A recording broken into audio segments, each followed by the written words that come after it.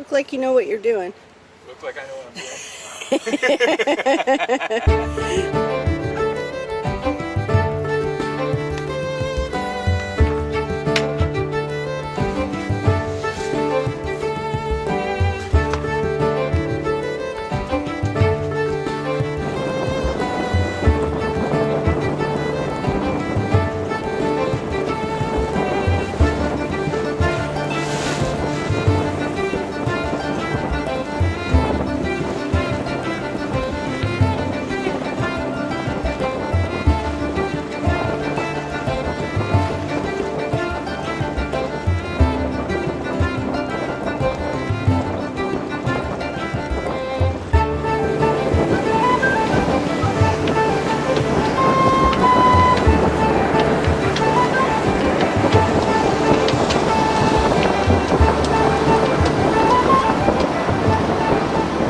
Wow.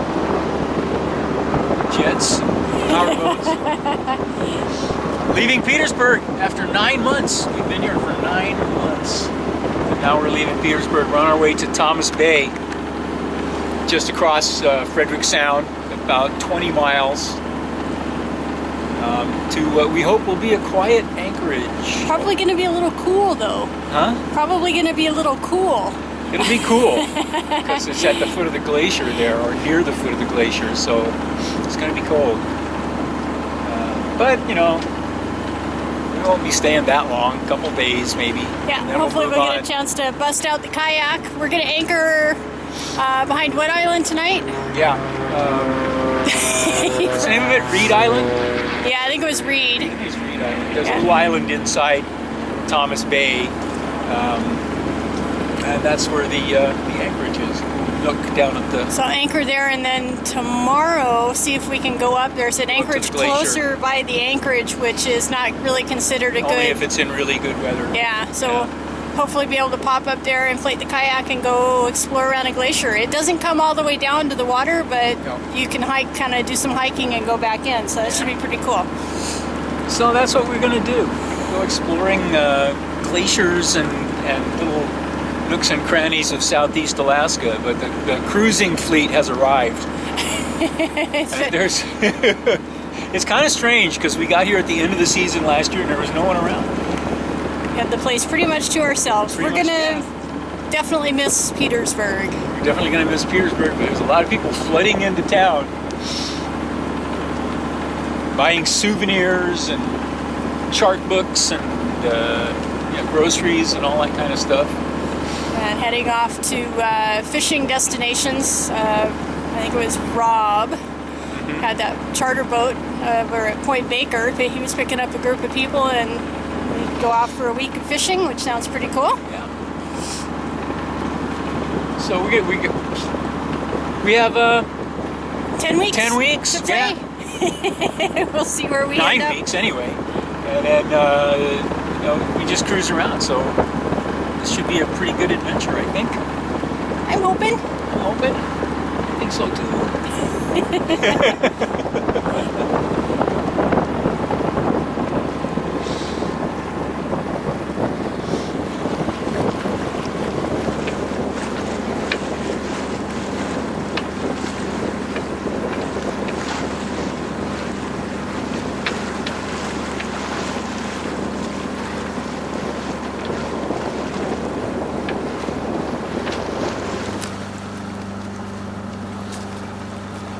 What you doing? I'm trying not to run into anything. This is that tricky entrance to Thomas Bay. Thomas Bay. There's quite a bit of current, isn't there? Yeah, there is. We've been warned it can be a little treacherous coming through here. Yeah, well, we'll see. Well, we're getting swirled around a bit and getting pushed off course, so. But it's well marked. Yeah. No big deal.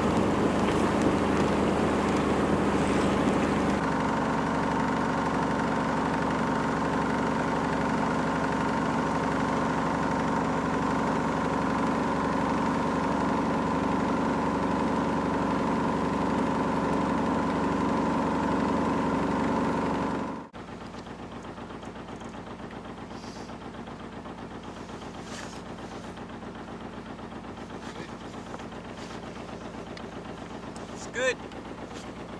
45 feet.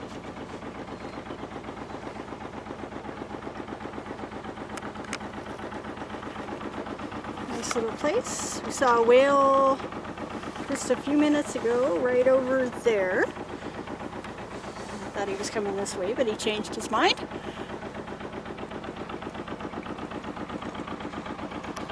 And this is a popular anchorage. But it seems like there's plenty of room.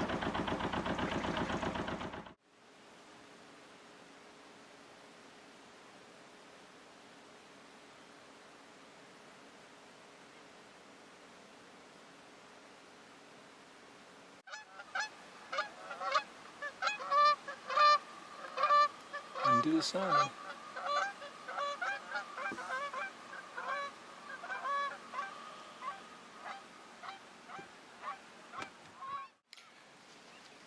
Thomas Bay.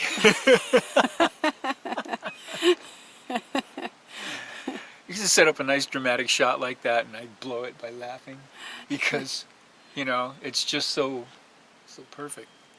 Well, it would be perfect except for that guy over there. Oh, it's not that That's okay. bad. I mean, no, well. We actually thought there might be like thought- 4 boats in here. We thought we spotted coming in, but it turns out there was we thought only one. we could see down between the islands. Actually, we couldn't have seen it because those trees would have blocked. There must be something Yeah. over there. And we definitely saw something Yeah, anchored over there, but have no idea where.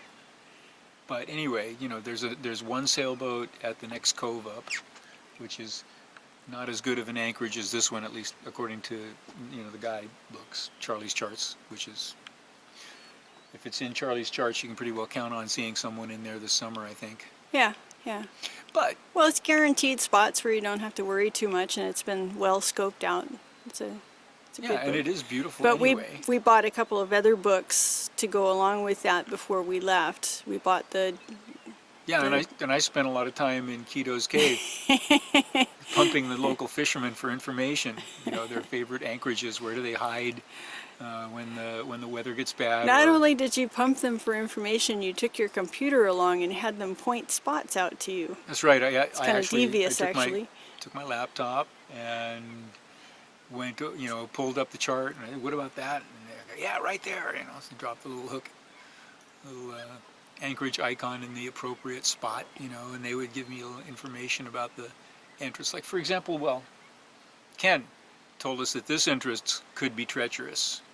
And it probably could be if you hit it. If you hit it at the wrong max, time, yeah. At max flood. Because coming in, Because it would carry you really fast. Right through over that those channel. shallows. It's a pretty narrow channel, yeah. Because it's really silty at the entrance, and it would shallow up. They Yeah. said it shallows up pretty. But we hit it on the ebb about an hour and a half before slack water, and we had no trouble at all. Well, it knocked the boat around a little bit. Pushed us around a little, but I mean, we're putting along. And we can only do 5 knots basically. Yeah, so Under power. So we dropped down. You have to, something that'll do 12 or 13 knots. Most of these things are no big deal. Yeah. But we have to I pay a mean, little as long more attention. as you line up and there are marks, the buoys are fine. The channel's well marked, so as long as you follow the marks, it's fine. It's easy, no problem at all.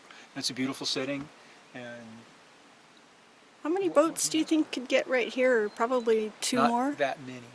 1 or 2 more? Well, I don't know. I'm not comfortable anchoring cheek by jowl with a bunch of other boats. I would think 1 or 2. I don't know how deep it is over that way, but Yeah. you know, it's more protected in here close, and I don't think you could get a whole lot closer and still have swinging room. Yeah.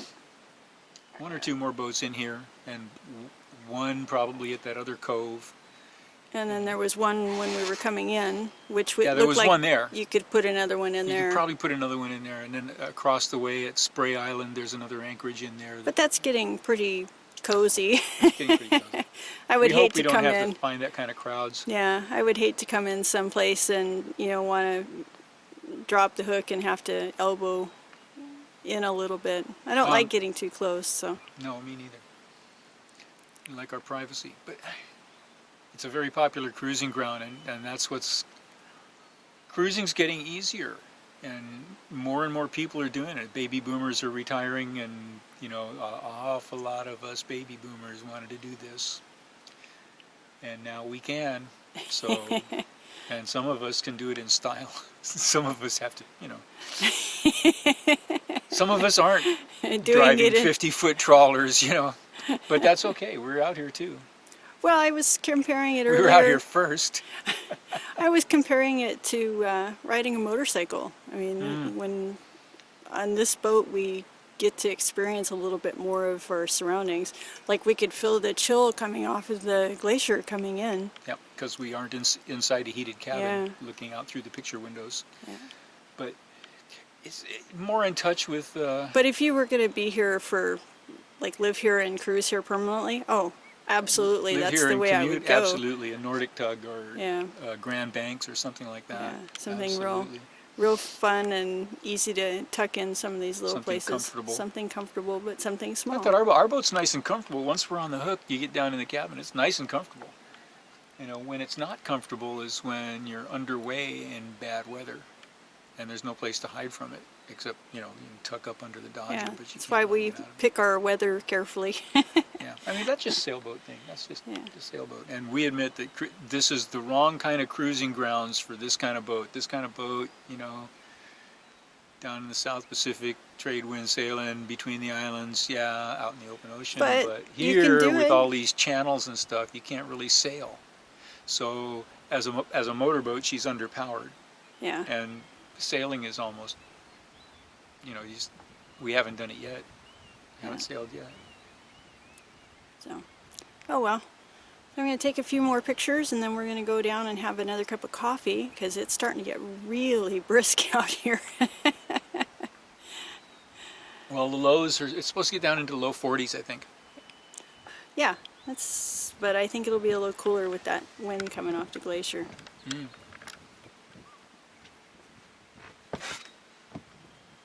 You want to go start the kettle? Okay.